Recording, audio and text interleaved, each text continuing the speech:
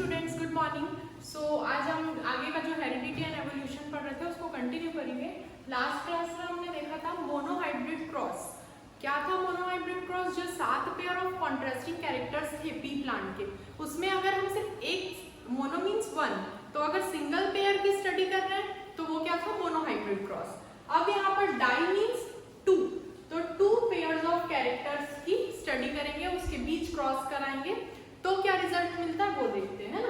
तो 2 पेयर में क्या क्या लेंगे हम डाइहाइब्रिड क्रॉस में? एक लेंगे colour of the seed and shape of the seed. दो चीज थे वहां, दो कैरेक्टर्स क्या क्या थे? एक कलर ऑफ द सीड था और एक शेप ऑफ द सीड था। तो कलर क्या क्या हो सकते हैं? ग्रीन एंड येलो, जिसमें येलो डोमिनेंट है एंड ग्रीन रेसेसिव है। येलो अपना डिस्प्ले कैरेक्टर डिस्प्ले करने की ताकत ज्यादा रखेगा, ग्रीन दबा देगा ग्रीन को, है ना। एंड शेप में क्या था? एक राउंड और एक रिंकल्ड। तो राउंड क्या है? डोमिनेंट है। रिंकल्ड जो था वो रेसेसिव शेप, रेसेसिव था, ठीक है। ओके, तो यहाँ पर देखते हैं कि कैसे ये है पेरेंटल जनरेशन, P1 जनरेशन, जिसका हम क्या करेंगे? Cross pollination. पहला है Y Y, capital Y, capital Y, capital R, capital R. This जैसे कि टी है तो प्लांट क्या था? टॉल था, है ना। Capital Y is responsible for yellow colour of the seed. Small Y is responsible for the green colour of the seed. ये जीन कोड है, जीन्स है ना। एंड कैपिटल आर जो जीन है that is responsible for the roundness of the seed and small R is responsible for the wrinkleness of the seed. अब दोनों के बीच क्या कराएंगे? क्रॉस कराते हैं। इसमें से क्या पॉसिबिलिटी है? Capital Y and capital R भी आ सकता है। कुछ नया चीज तो दिख नहीं रहा है ना। इसमें से क्या दिख रहा है? स्मॉल वाई आ सकता है या स्मॉल आर। ये एक जीन कोड बन सकता है, आगे सेम ही आएंगे बाकी, क्योंकि और कोई पॉसिबिलिटी है क्या इसमें? इसमें कुछ नया टाइप का चीज है? नहीं, ठीक है। तो ये चीज है। अब इनका जब क्रॉस होगा तो क्या क्या पॉसिबिलिटी बन सकते हैं? Capital Y, small Y, capital R, small R. ये बनता है, इसी के 8 पेयर्स या 8 पॉसिबिलिटीज हैं।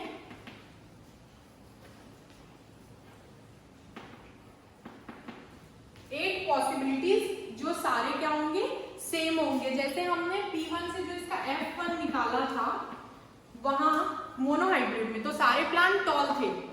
T, capital T, small t, ये उसकी पॉसिबिलिटी थी 4। इसमें क्या होगा? 8 पॉसिबिलिटी होंगे और सारे कैसे होंगे? ऐसे। क्या होगा इसमें? देखो कलर क्या आएगा? Capital Y, small Y. Which one is dominant? Capital Y, yellow colour. तो येलो कलर का प्लांट होगा, सीड। एंड क्या होगा शेप उसका? कौन सा डोमिनेंट है? Capital R. कैपिटल आर क्या होता है? राउंडनेस। तो जो सीड आएगा फर्स्ट जनरेशन का, P1 से जो फर्स्ट जनरेशन का सीड है वो रहेगा, सारे येलो और राउंड रहेंगे। येलो कलर में राउंड सीड्स रहेंगे। 8 पॉसिबिलिटीज है जो सारे क्या होंगे? Yellow and round. Okay students, तो ये क्या था? P1 से फर्स्ट जनरेशन निकाला हमने डाइहाइब्रिड क्रॉस में। इसमें हम हाइट और कलर भी ले सकते हैं, हाइट और शेप ले लो, कोई भी 2 पेयर जो आपको पसंद है, ठीक है। अच्छा, आपके बुक में ये येलो एंड राउंड जो शेप और कलर का था इसलिए हमने ये पिक किया। नेक्स्ट हम देखेंगे F1 जनरेशन से F2 कैसे होगा। सारे ऐसी है तो इसका इसी के साथ सेल्फ पॉलिनेशन कराएंगे। Means Y Y, Y R, Y Y, R R, ठीक है। Yellow and round, yellow and round. जैसे वहां टॉल एंड टॉल का क्रॉस पॉलिनेशन कराया था फॉर F2 जनरेशन, यहाँ पर इसका आगे देखते हैं कि F1 से F2 जनरेशन क्या क्या पॉसिबिलिटीज आ सकती है। Okay, so students, F1 generation में क्या मिला था? सारे येलो एंड राउंड थे। तो येलो एंड राउंड के बीच हम क्या करा रहे हैं? Cross pollination. अब इसमें देखो कितने चांसेस है। येलो आ सकता है, कैपिटल वाई, स्मॉल वाई भी आ सकता है, कैपिटल आर आ सकता है, कैपिटल स्मॉल आर आ सकता है, ठीक है। ऐसे प्लांट भी बन सकते हैं, ऐसे। मतलब एक प्लांट में इतनी पॉसिबिलिटीज है। Yellow round, yellow wrinkled, green round, green wrinkled. एक प्लांट से इतना पॉसिबिलिटी है, सेकंड प्लांट की भी उतनी पॉसिबिलिटी होगी तो जब दोनों मिक्स होंगे, दोनों क्रॉस पॉलिनेशन करेंगे तो कितनी सारी पॉसिबिलिटीज होगी। ऐसा कैलकुलेट करना, इसका भी इतना निकालना, फिर दोनों के बीच क्रॉस कराना, दैट इज लिटिल कंफ्यूज। तो इसके लिए क्या करते हैं, देखते हैं। एक मेथड है जो हम ट्रिक यूज करेंगे जिससे आपको बहुत इजी हो जाएगा समझने में दोनों प्लांट के बीच कितनी पॉसिबिलिटीज बनेंगी और वो क्या क्या होंगी। ओके, F1 था, एक प्लांट से इतनी पॉसिबिलिटी है, सेम दूसरे प्लांट से होगी। इसका जो ट्रिक बोला पुनेट स्क्वायर बोलते हैं जिसको, ठीक है, उस ट्रिक से हम निकालते हैं। यहाँ पर मैंने लिखी फर्स्ट प्लांट की जितने भी पॉसिबिलिटीज है 4, ठीक है। यहाँ लिखा है मैंने सेकंड प्लांट का जो भी पॉसिबिलिटीज बन रहा है वो। दोनों को क्या कराते हैं, क्रॉस कराते हैं। क्या बनेगा, capital Y capital Y capital R capital R, इसका इसके साथ capital Y capital R capital Y, sorry capital Y capital Y capital R small r, capital Y small y capital R capital R, इसका इसके साथ capital Y small y capital R small r। देखो first का इससे फिर इससे, इससे फिर इससे, वैसे सेकंड का करेंगे। Capital Y small r capital R, capital Y small r capital Y small y small r capital R capital Y small r small r, ठीक है। Small y capital Y, third का फर्स्ट के साथ capital R capital R, इसका इससे small y capital R small r, फिर इसका इससे small y capital R capital R, फिर इसका इससे small y capital R small r, ठीक है। अब बच गया लास्ट वाला, इसका इससे फिर इसका इससे, ऐसे करके आप निकाल लेंगे। Small y capital Y small r capital R, small y capital Y small r small r, फिर small y small r capital R small y small r, ठीक है स्टूडेंट्स। ये तो हम इसका देख के बता सकते हैं इसका फिनोटाइप क्या होगा, कैसे कैसे दिखेंगे। फर्स्ट वाला दिखेगा येलो राउंड, ठीक है, क्या आएगा, yellow round. Second yellow round,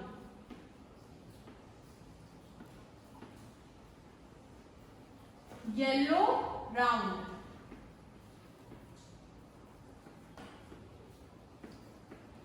yellow round,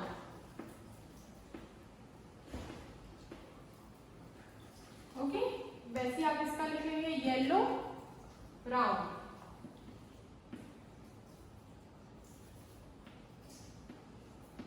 मैं शॉर्ट में लिख रही हूँ, आप बार बार नहीं लिखेंगे, ये जीन कोड हो जाता है, ओके। येलो बट देखो यहाँ स्मॉल r है तो क्या आएगा, व्रिंकल्ड आएगा।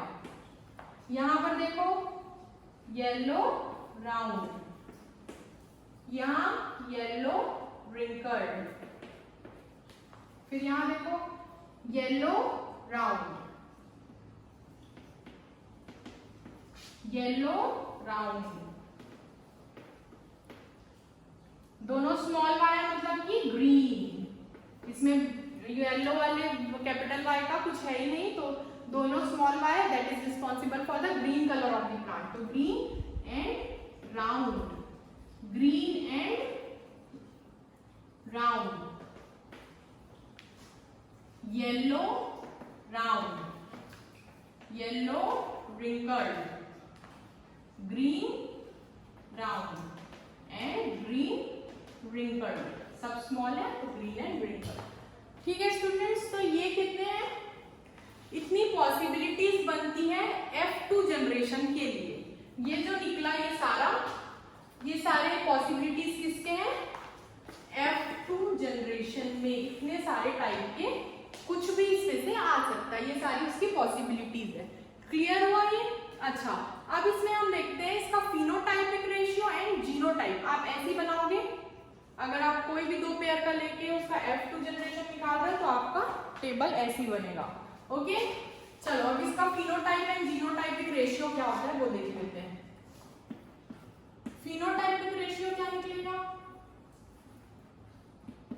कैसे कैसे फिजिकल अपीयरेंस है ना, कैसे दिख रहा है, तो या तो वो येलो राउंड दिखेगा, तो yellow round is to yellow wrinkled is to green round is to green wrinkled। ठीक है, ऐसे दिख सकते हैं।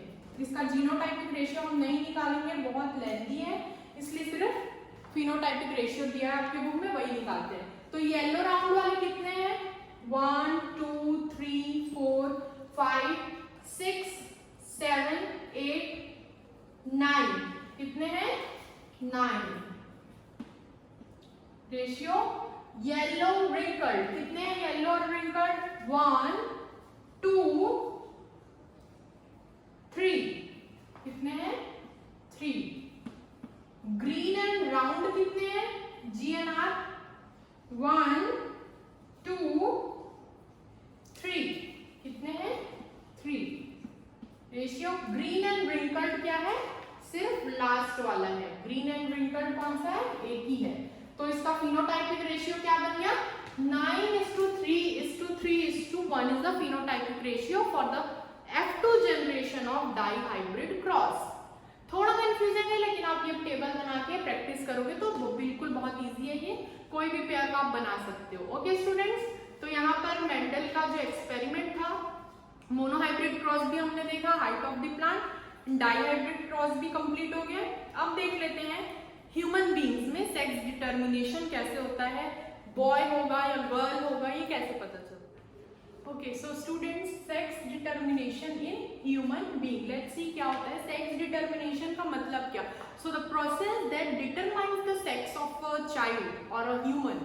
ठीक है, जो प्रोसेस जिससे हम क्या कर सकते हैं, वो गर्ल है या बॉय है, ये सेक्स डिटरमाइन कर सकते हैं, डिसाइड हो सकता है, that is called as sex determination in human beings.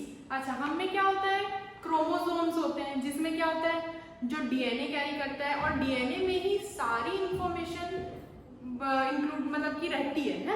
तो डीएनए क्या कैरी करता है, सारे इंफॉर्मेशन, कैरेक्टर्स जो हमारे पेरेंट्स से आते हैं हमें, या हमारा जो कैरेक्टर जाएगा, तो वो सारी इंफॉर्मेशन डीएनए में होगी। सेक्स डिटर्मिनेशन होगा वो डीएनए के थ्रू ही होगा, उसी में रहता है। ठीक है, तो 2 टाइप के क्रोमोसोम्स हैं, एक autosome and one is sex chromosomes.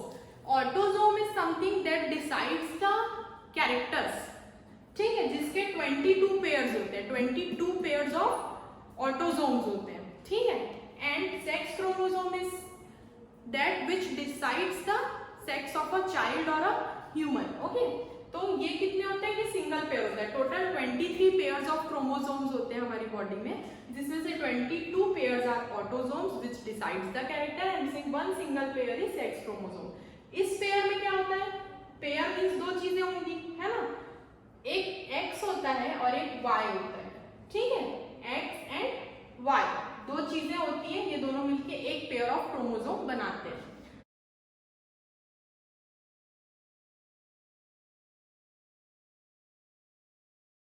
अच्छा, अब देखते हैं इसका कॉम्बिनेशन कैसा होता है, जिससे आगे की जनरेशन आती है और वो क्या होता है वो पता चलता है। तो मेल एंड फीमेल में कैसा इसका कॉम्बिनेशन होता है, क्या जीन्स होते हैं उनमें। तो मेल्स में होते हैं XY क्रोमोसोम, क्या होता है इनका जीन कोड क्या है, जैसे हमने प्लांट्स में पढ़ा था कैपिटल T टॉलनेस, सो वैसा ही यहाँ पर भी जीन कोड है। XY मेल्स में पाया जाता है एंड फीमेल्स में क्या होता है XX। ठीक है, अच्छा अब देखते हैं यहाँ पर मेल्स में क्या क्या है, X एंड Y है। एक क्या क्या पॉसिबिलिटी आ सकती है, X एंड Y। तो हाफ ऑफ द गैमेट्स और sperm are X and half are Y males में, एंड फीमेल में half are X and half of them are Y, X and X, इसमें X और Y। अब ये दोनों का जब कॉम्बिनेशन होगा, है ना, तो कैसे कैसी पॉसिबिलिटीज आएंगी, या तो ये x के साथ कंबाइन होगा या y x के साथ। Only there are two possibilities, x and x y। x अगर है तो वो जो भी अगला जनरेशन होगा दैट विल बी गर्ल, और अगर x y है तो वो लड़का होगा। ठीक है, तो ये ऐसा कुछ होता है, x फीमेल्स और गर्ल्स का है एंड x y जो पाया जाता है वो किसमें होता है, मेल और बॉय में। तो बेसिकली देखा जाए तो we can say that male और father are responsible for the sex of a child. Okay, जो उनका जेंडर है वो डिसाइड करने का रिस्पॉन्सिबिलिटी, मतलब कि कौन रिस्पॉन्सिबल है उसके लिए, मेल्स। ओके स्टूडेंट्स, तो ये था प्लांट्स एंड ह्यूमन बींग्स में हेरिडिटी। इसके अलावा वेरिएशन एंड एवोल्यूशन मैंने आपको बता दिया है, उतना ही करना है, बाकी तो एग्जाम में कुछ उससे रिलेटेड आएगा नहीं। ओके स्टूडेंट, तो यहाँ पर चैप्टर आपका कंप्लीट होता है। Next we will see acid, base and salt. Thank you.